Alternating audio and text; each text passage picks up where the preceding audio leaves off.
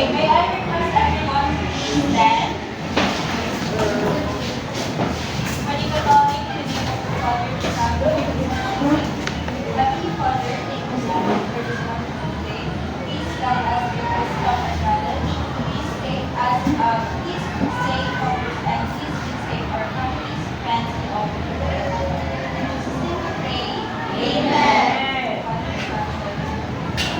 So good afternoon, class. Good afternoon, teachers. Peace be with you and mabuhay. Okay, before you please listen that before you please see that please arrange your chairs and have some pieces of spaces.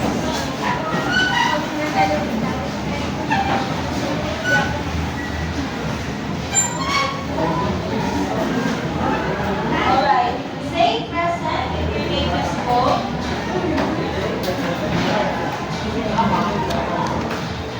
Ado Benji. Ado Peter. Absent. Aguilar. Where's Aguilar? Absent. Alarcon. Aligo. Talandaca. Tagaa. Verte. Lagunan. Wala. Langa. Alawan. Severo. Mera. Pagkilan. Takil. Tigas. Toledo. Asalo. Asido. Albabica. Ramos. Alotado. Ortinas. Venezuela. Caintes. Halataw. Haledo. Camarillo. Contreras. Lawa. Pere. Lansha. Clementa. Maderka. Baute. Maylin. Sigurin. Ang Panladagat. Rosel. Salvado. Samson. Panya. Wala na ako. So, yesterday, we already discussed the techniques and literary devices in drama. Who can still remember the techniques and literary devices in drama? First, soliloquy, monologue, aside, allusion, Dios anak, immediate stress, unity, dramatic irony, motive, okay, there are 10 techniques and literary devices in drama that we already discussed. So for today, we will continue the remaining 5 literary devices in drama. But before that, let me read first the objectives. Okay, at the end of this lesson, students will be able to identify and define the literary devices, protagonist, antagonist, flashback, foreshadowing, and symbolism. Analyze how the literary devices are used in stories, movies, or books, and apply their understanding by participating in interactive activities. But before that, let's have a play. So this play is Guess Who. So I will group you into two. This will be the group 1 and the group 2. So each group will have a representative. One representative each group. Group 1, who's representative?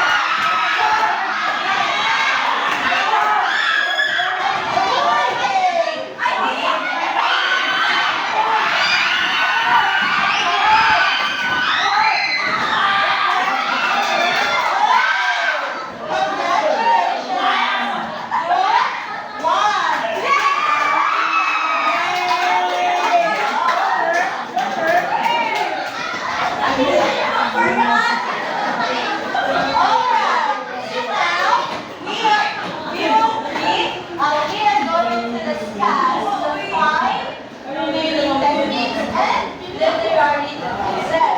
So first is, silence everyone. First is the protagonist.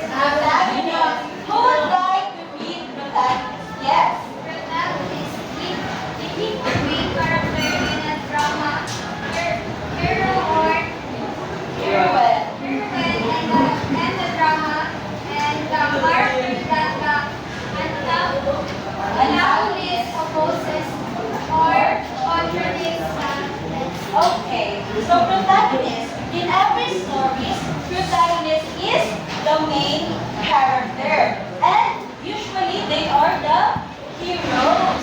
So on the other hand, or on the other thing is the antagonist. Who would like to read antagonist? Yes.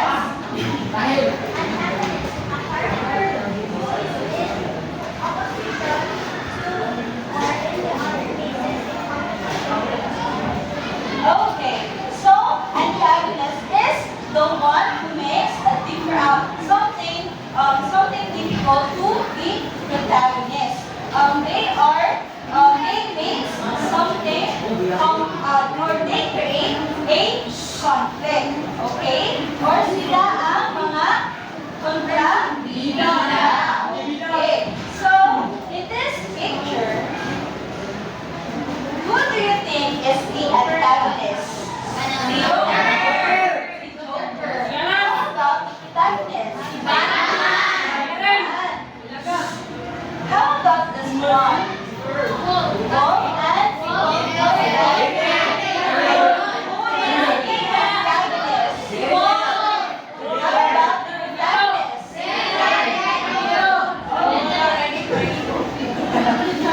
Now let's proceed to flashback. Okay, who would like to read the flashback? Yes. Flashback. With the loving vibes. Most events are shown the same. The revelation or continuation. Turn of good. Revelations. Revelations are broken in the box that readers do not know yet about the story. So when we say flashback, it takes us back in time. So for example, I smell something familiar, and it goes like,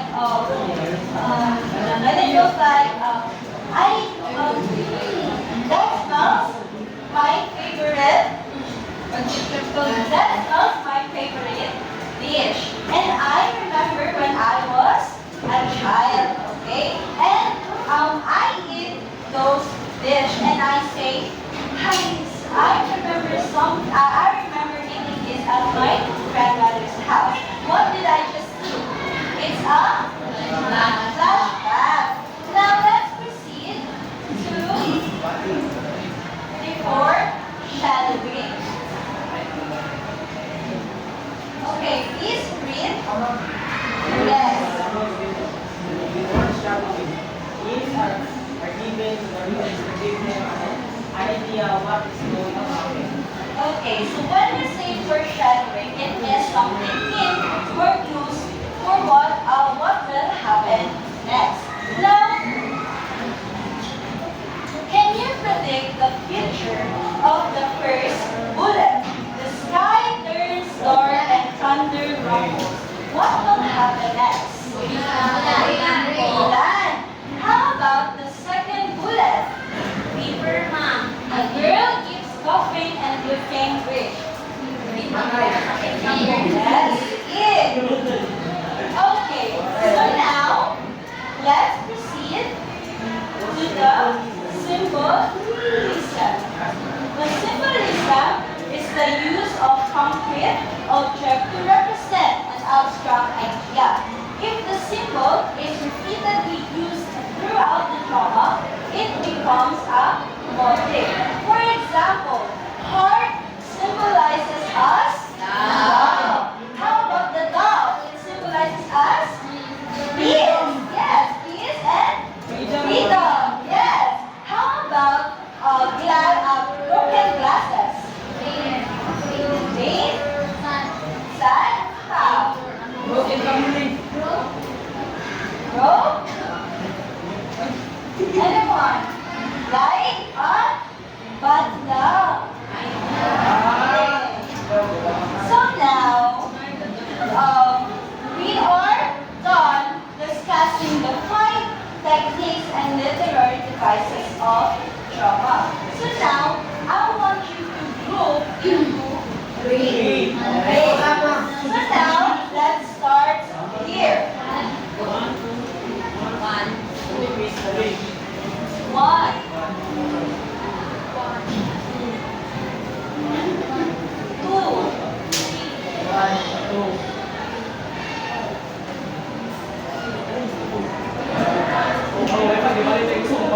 One. 200. Okay. All groups 1 here, group 2, and group 3. But before that, let's make instructions first. Say one.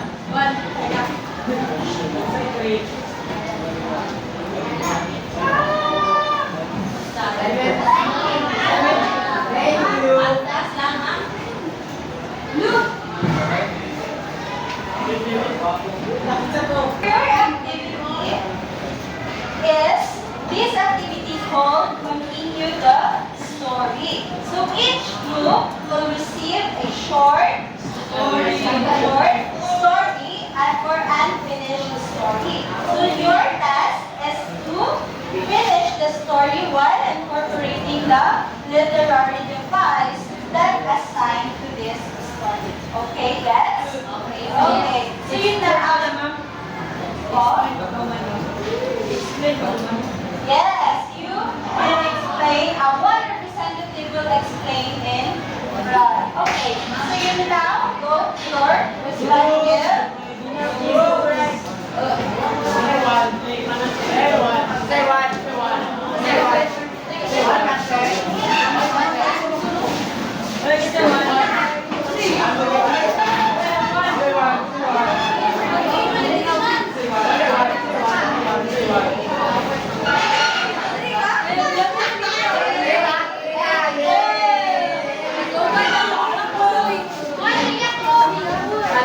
Ano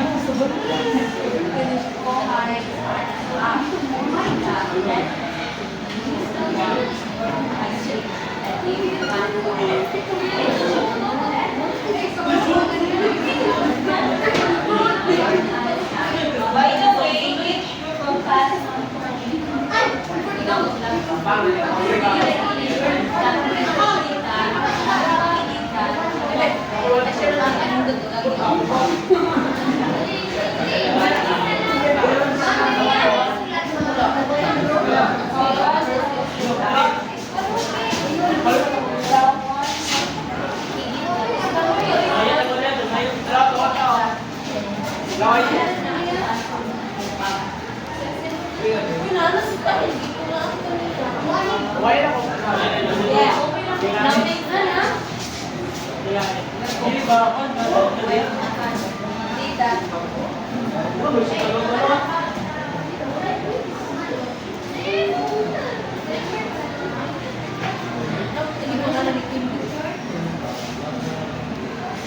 Okay, all the new that.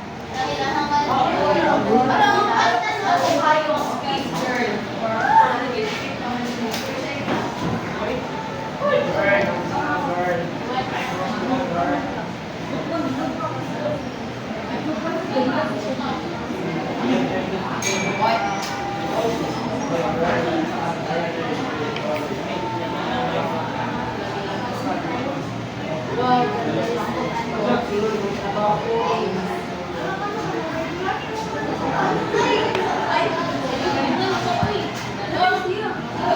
Okay, finish or not finish?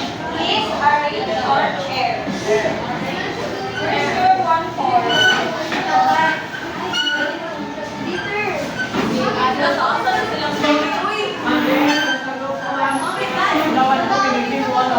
Where's your 1-4?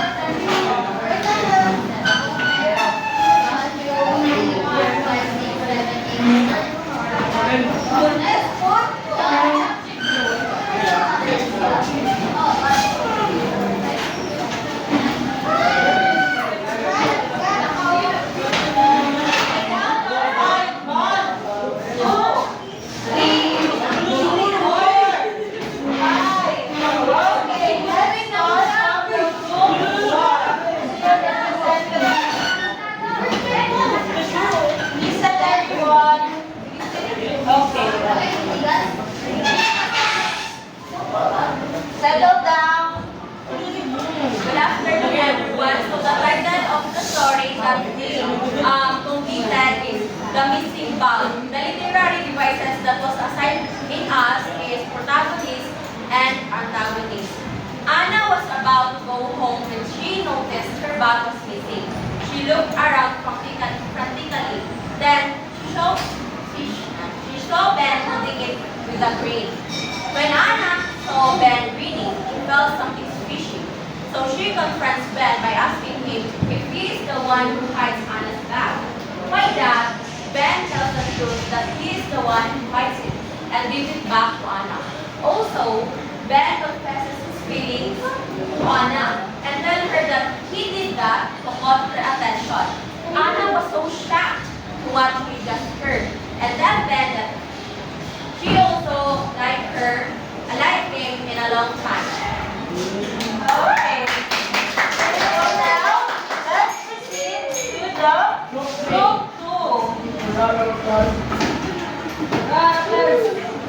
Who's your representative group 2?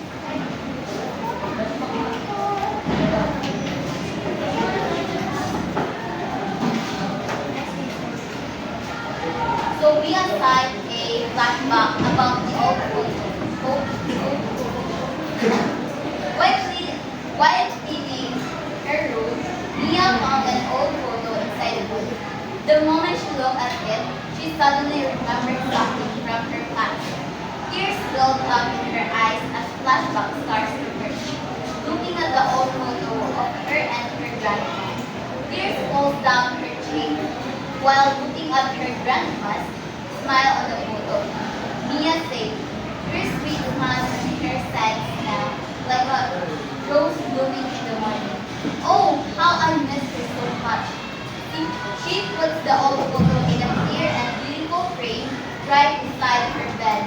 This way, everything I wake up, I will always see your beautiful smile. I love you, my dearest grandma. Years pass and her love for her grandma never fades. Now let's proceed to the group 3.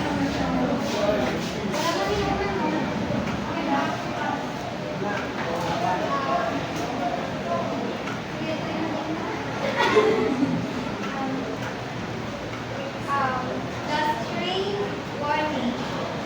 Mark was walking home when a stranger suddenly stopped him and whispered, "Be careful."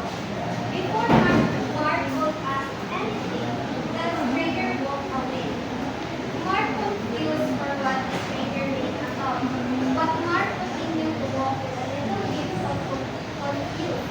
And suddenly, Mark saw the other stranger slowly walking towards his heart and punched him.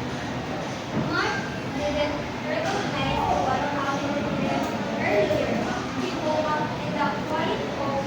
Then the stranger woke again and laughing when the stranger Thank you so much. Okay, so please give everyone an A+. 1, 2, 3. 1, 2, 3. Yay! 1, 2, 3, go. 1, 2, 3. 1, 2, 3. Hey! Okay, so now, what did you learn for our discussion for today? Yes? What did you learn? Anyone? Yes, stand up please. Yeah. Wala?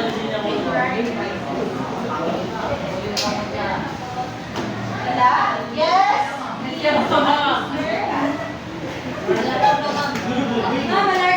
Yes. Listen everyone. When making a story, listen to advices is very important. Do not literally advices. You cannot make your own story or make a Okay, thank you so much. Now, get 1/4 sheet.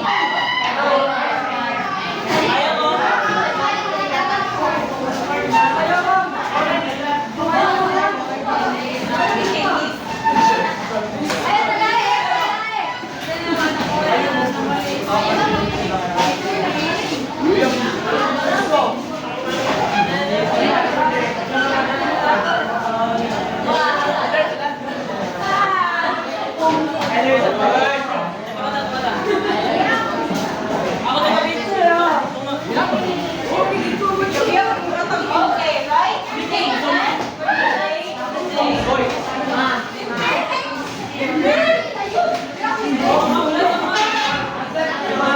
Yes.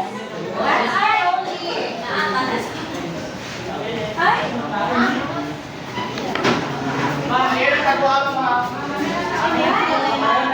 Silence everyone.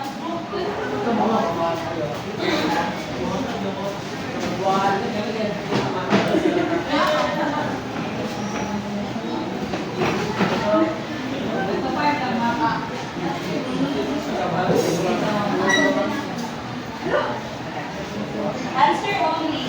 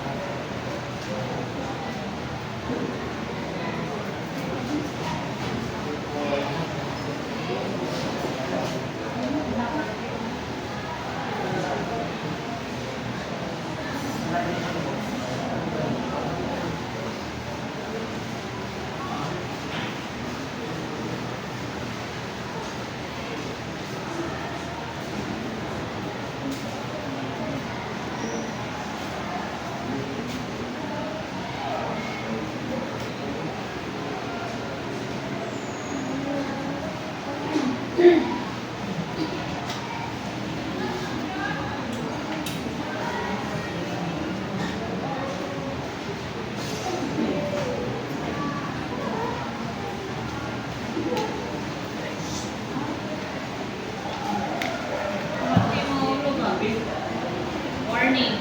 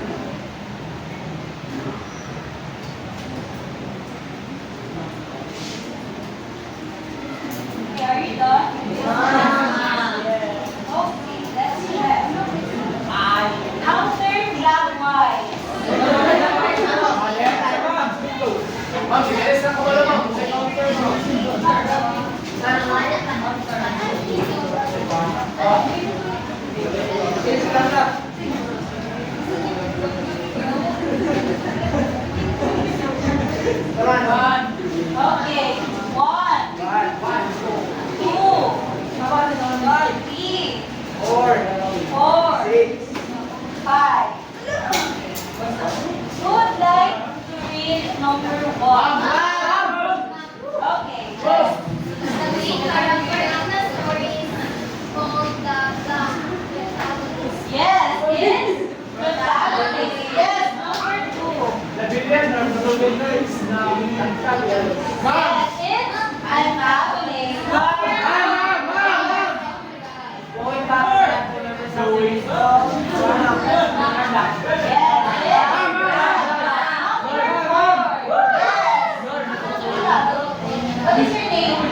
Pero, Okay, Novelo. Number 4. popular in the story is called Mortality. Yes, it's foreshadowing. Number 5. Okay. Yes, it's symbolism. Okay, count the numbers and back.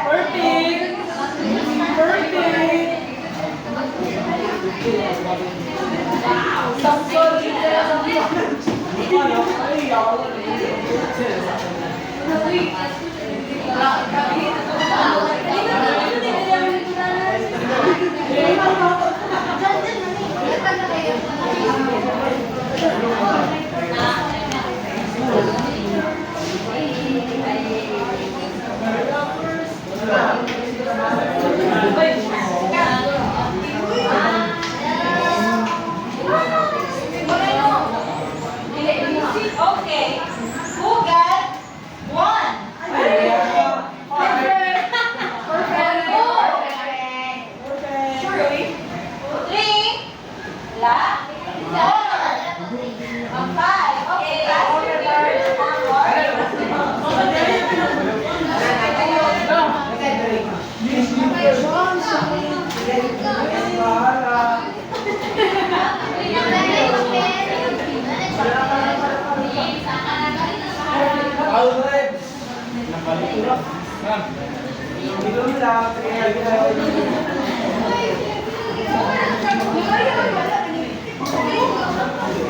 Then now, the papers.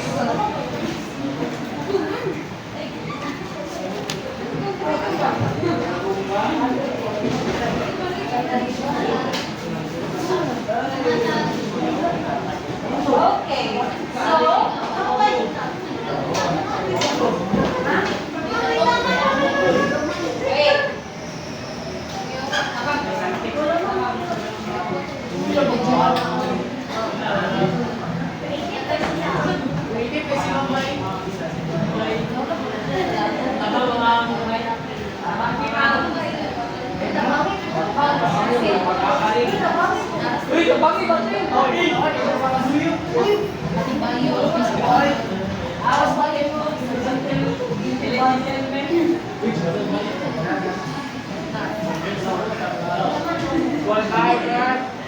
Okay, so since you're all perfect, I want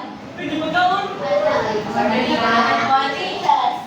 You, okay? So, again, what is an protagonist? Main character. How about the antagonist?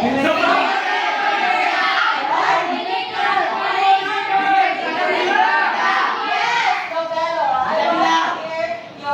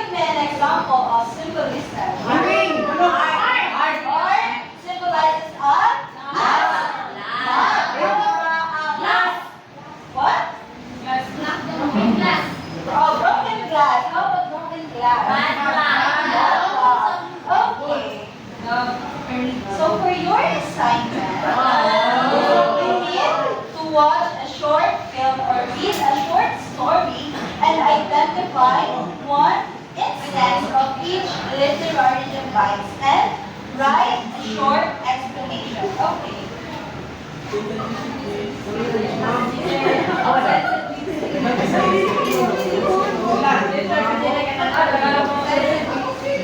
Nagkakaya mo na picture na. Basta ko na sa iyo.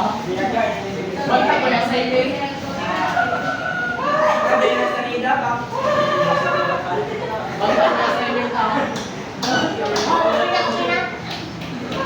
Basta ko na sa iyo.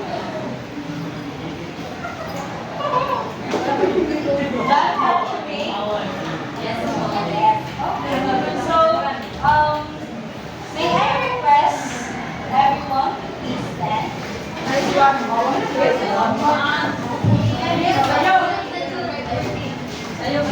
salamat eh!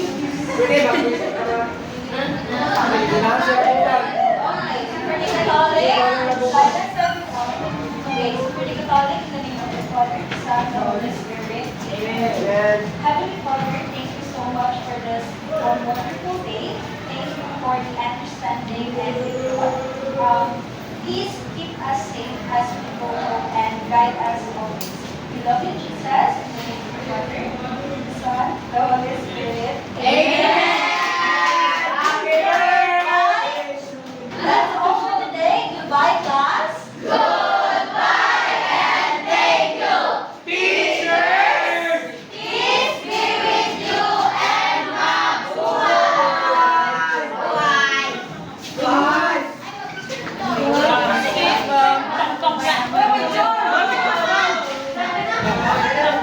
Kasi sa cellphone lang.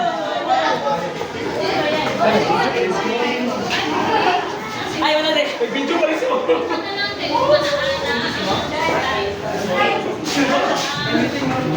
Gani,